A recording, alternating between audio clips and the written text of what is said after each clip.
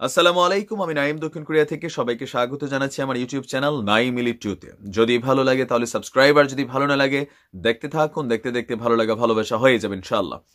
দর্শক, সত্য কথা, ন্যায়ের কথা বলাটা বর্তমান সমাজে বড়ই কঠিন, তবে আমরা চেষ্টা করি সবসময় আপনার তথ্যপূর্ণ এভিডেন্সের সহিত যেই বিষয়গুলো মার্কেটে আছে সেগুলোকে আমি আমার চ্যানেলের মাধ্যমে প্রকাশের চেষ্টা করি। তো আমার এই নিউজগুলা কোথাও না কোথাও কাকতালীয় ভাবে যখন আমি নিউজ করি কারো না কারো বিপক্ষে যায়, আর যাদের বিপক্ষে যায় মাঝে মাঝে তারা সংঘবদ্ধভাবে আমার উপরে নানানভাবে আপনার হয়রানির চেষ্টা করে। যাই হোক, আমার নতুন চ্যানেলটা ব্যাকআপ চ্যানেল যেটা আছে সেটা সাবস্ক্রাইব করে নেবেন। বলা যায় না এটাও উইদাউট ওয়ার্নিং নাই হইতে পারে, কারণ আমি জানি না অদৃশ্যভাবে আমার পিছনে কেউ কাজ করছে যারা প্রতিনিয়ত চাচ্ছে আমার এই কণ্ঠকে থামাতে। বাট যেটা সত্য এবং ন্যায়ের কথা সেটা অবশ্যই বলে যাবে ইনশাআল্লাহ। তো যাই হোক দর্শক, আপনারা জানেন যে মেজর সিনহা হত্যাকাণ্ডের পরে আমাদের তদন্তকারী সংস্থা র্যাবের যে দায়িত্বপ্রাপ্ত টিম ছিলেন, সেকেন্ড টাইমে যিনি এই মামলার আয়ু হিসাবে কাজ করছিলেন, আমাদের র্যাবের এএসপি খায়রুল ইসলাম স্যার, তার নেতৃত্বে র্যাব যথেষ্ট চৌকসভাবে দীর্ঘ 4 মাস সময় লেগে চুলচেরা বিশ্লেষণ করে গতকালকে অবশেষে সেই কাঙ্ক্ষিত চার্জশিটটি আপনার কক্সবাজার সিনিয়র জুডিশিয়াল ম্যাজিস্ট্রেট তামান্না ফারা ম্যাডামের বিচারিক আদালতে তারা এটাকে সাবমিট করেছে।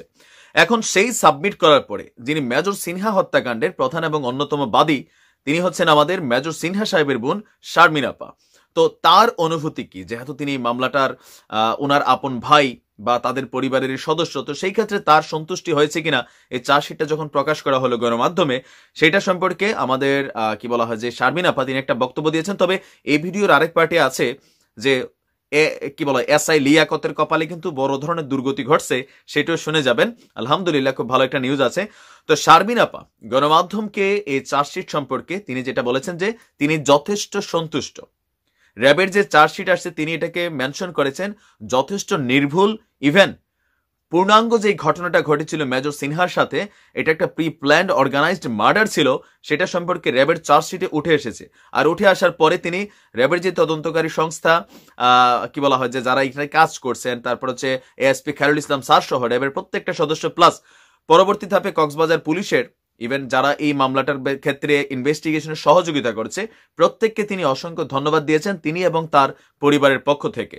তিনি বক্তব্যে বলেছেন যে প্রথম ধাপে তিনি যথেষ্ট সন্তুষ্ট হয়েছেন, একদম নির্ভুল আপনার পক্ষপাতের বাহিরে গিয়ে র্যাব একটা নির্ভুল চার্জশিট দিয়েছে। তো আমরাও খুশি, আমিও ব্যক্তিগতভাবে খুশি যে চার্জশিটটা আসছে। তো আপা বলেছেন যে দ্বিতীয় ধাপে আসলে রেজাল্টটা কি হয়, কারণ এটা তো চার্জশিট মাত্র গেছে, ফয়সালা করার দায়িত্ব আদালতের। তো আদালতের যেই রায় আসবে, শাস্তির রায়টা, সেটা যেন মনোভূত হয়, সেটা তিনি আদালতের কাছে আবেদন করেছেন বা তিনি প্রত্যাশা করছেন। তো আমরাও চাই অবশ্যই অন্যায় আবার যেই করুক, আইন সবার জন্য সমান, আইনের চোখে সবাই সমান অপরাধী। তো 302, 201 এবং 34 ধারায় এবং আপনার যে ধারাগুলো আছে সেখানে অভিযুক্তদের ফাঁসিও হইতে পারে, যাবজ্জীবন কারাদণ্ড হইতে পারে, সেটা আদালতের ফয়সালা। আসেন পার্ট 2।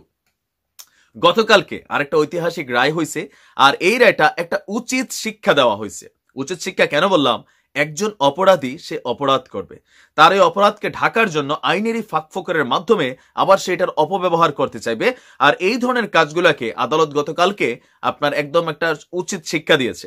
গতকালকে 13 ডিসেম্বর, আপনাদের খেয়াল থাকার কথা, গত সম্ভবত 4 অক্টোবর কক্সবাজার জেলা ও দায়রা জজ আদালতে সিনহা হত্যা মামলার প্রধান আসামি যে সরাসরি গুলি করেছিল লিয়াকত আলীর পক্ষে তার আইনজীবী মাসুদ সালাউদ্দিন একটা রিভিশন দায়ের করেছিলেন।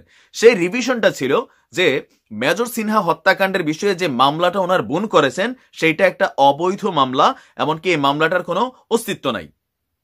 আপনি চিন্তা করেন। আচ্ছা, যাই হোক, তো এরপরে আদালত সেইটা যেহেতু মামলার বিষয় আদালত আমলে নিয়ে আপনার 20 অক্টোবর একটা পূর্ণাঙ্গ শুনানির জন্য দিন ধার্য করেছিলেন। তো শুনানির ওই নির্ধারিত দিনে আমাদের মেজর সিনহা সাহেবের বোন শারমিন আপা তিনি শারীরিকভাবে অসুস্থ ছিলেন, যার কারণে তার অনুপস্থিতিতে এই মামলাটা শুনানি ওই দিন হয়নি। এর পরবর্তীতে মাননীয় আদালত আপনার যে শুনানির দিন ধার্য করেছিল 10ই নভেম্বর। 10ই নভেম্বর আবার লিয়াকতের যে আপনার কি বলা হয় যে আইনজীবী মাসুদ সাহেব তিনি আবার অসুস্থ হয়ে পড়েন, আর যার কারণে এটার পরবর্তী শুনানির দিন আপনার ধার্য করা হয় 13ই ডিসেম্বর। তো গতকালকে আলহামদুলিল্লাহ বিজয়ের এই মাসেই ভালো হয়েছে, 13ই ডিসেম্বর আপনার আদালত চত্বরে লিয়াকত আলীর নিযুক্ত আইনজীবী মাসুদ সালাউদ্দিন তিনি বলেছেন যে মাননীয় আদালত এই মামলাটাকে খারিজ করে দিয়েছে। তবে তিনি থামার পাত্র না, তিনি আবার আইনের পরবর্তী ধাপে যাবেন। তার যে বক্তব্য গণমাধ্যমকে দেওয়া সেটা হচ্ছে যে রিভিশন মামলাটি আদালত খারিজ করে দিয়েছেন। আদালতের এই আদেশে তারা ন্যায় বিচার পায়নি, তারা আদেশ পুনর্বিবেচনার জন্য আদালতে আবারও আবেদন করবেন। আর আমাদের শারমিন আপার বা মেজর সিনহা হত্যাকাণ্ডের যিনি আপনার মামলার বাদী শারমিন আপা, ওনার যে আইনজীবী আছে মোহাম্মদ জাহাঙ্গীর হোসেন, তিনি বলেছেন যে এই হত্যা মামলায় অভিযুক্ত করে 15 জন আসামির বিরুদ্ধে চার্জশিট অলরেডি দাখিল করা হয়ে গেছে আদালতে। আর আদালত চার্জশিটটি গ্রহণ করেছেন। এই ঘটনায় পরস্পরায় সম্পৃক্ত শিপ্রা ও শাহিদুল ইসলাম সিফাতের বিরুদ্ধে দায়ের করা মাদকদ্রব্য আইনে করা মামলা দুটিও চূড়ান্ত অভিযোগপত্র আদালতে দাখিল করা হয়েছে, তাও আদালত গ্রহণ করেছেন। ওই সবকিছু বিবেচনা করে আদালত বহিষ্কৃত পুলিশ পরিদর্শক লিয়াকত আলীর করা রিভিশন মামলাটি খারিজ করে আপনার আদেশ দিয়েছেন। তো এই হচ্ছে টোটাল অবস্থা। তবে তারা বলছে যে তারা নেক্সট ধাপে আবার এই মামলাটাকে যেন অবৈধ মামলা হিসেবে পরিগণিত করা হয়, তারা থামবে না, তারা পরবর্তী সময় চেষ্টা করবে। তবে শিপ্রা এবং সিফাতের মামলার যেই তাদের বিরুদ্ধে যে মাদকের মামলা দায়ের করা হয়েছিল, যে তাদের রুমে মদ পাওয়া গেছে, তবে ব্যক্তিগতভাবে শিপ্রা এবং সিফাতের দেখে মনে হয়েছে মালখুর, রাগ হইয়েন না, যেটা সত্য সেটা বলতে হবে। প্রথম ধাপে আমার শিপ্রা এবং সিফাতকে মনে হয়েছিল যে এদের বিরুদ্ধে যে মদের বোতল টোতল সম্ভবত কোনো কাহিনী হয়েছে, কিন্তু এদের দুজনকে অনেকগুলো ভিডিও আমরা করছি, এদের সম্পর্কে যতটুকু তথ্য আসছে এরা একদম মাদক সেবী ছিল। হইতে পারে এদের মামলার অংশ বিশেষ যে পাইলেও পাইতে পারে, সেটা সম্পর্কে আমার মাথা ব্যথা নেই। আমাদের বিষয়টা যেটা হচ্ছে যে হক কথা ন্যায় কথা, হক কথা ন্যায় কথার একটা পাওয়ার আছে, উল্টা দিকে একটা উল্টা পাওয়ারও আছে। একটা ছোট্ট হাদিস দিয়ে আজকের এই আমি গল্প আর কি বলা আজকের ভিডিও শেষ করে দিচ্ছি। রাসূল সাল্লাল্লাহু আলাইহি সাল্লামের যুগে একজন সাহাবী, তিনি রাসূলের সাথে বেশ কয়েকটা জিহাদে গিয়েছিলেন, যুদ্ধ করেছিলেন। তো এরপরে পরবর্তী সময় আপনার কোন একটা ঘটনায় একজন ইয়াহুদি বা কাফেরের সাথে তার একটা পারিবারিক ঝামেলা ছিল। তো সেই বিচারটা রাসূলের আদালতে যায়, আর তিনি যেহেতু ন্যায় বিচারক, তার পক্ষের লোক দেখা যে সাহাবীর পক্ষে তিনি বিচার দিবেন, বিষয়টা তা ছিল না। বিষয়টা ছিল যে রাসূল যেটা ন্যায় বিচার সেটা করেছিলেন, আর সেই ন্যায় বিচারটা গিয়েছিল কাফেরের পক্ষে, আর তাতে সাহাবীর মন খারাপ হয়েছিল।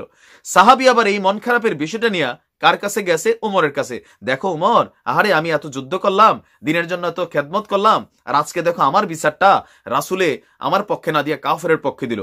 ওমর তৎক্ষণিক সময় উন্মুক্ত তরবারি বের করে বলছে, এক কোপে তোর কল্লা ফলাই দিব, কত বড় সাহস, তুই রাসূলের বিচার আসছস, যেই ফয়সালা রাসূল করছে সেটার উপরে তুই আমার কাছে আসছস এই কানবাজি করতে। এই কথাটা কেন বললাম? অপরাধ যেই করুক আইনের চোখে সেই সমান। অপরাধী দুইজনই আইনের চোখে সমান হওয়া উচিত। এবার এই অপরাধ যদি কখনো কোনো ক্ষমতাধর ব্যক্তি বা ধরেন কোনো পলিটিক্যাল ক্যারেক্টার বা নর্মাল মানুষ যেই করুক, আইন তার নিজস্ব গতিতে চলা উচিত।